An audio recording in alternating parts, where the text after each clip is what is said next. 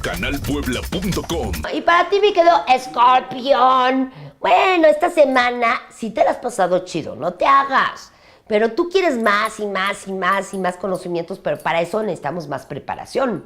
Estás dudoso en lo que quieres estudiar o a lo mejor hasta cambiar, no de trabajo, porque siempre haces lo que te gusta y siempre haces lo que se te pega la gana, mi querido Escorpión.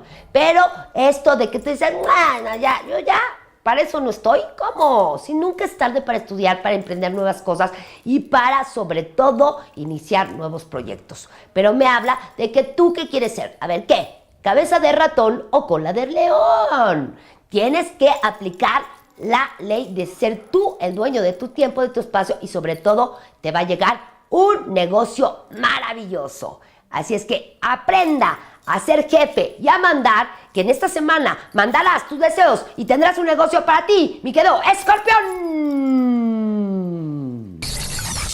canalpuebla.com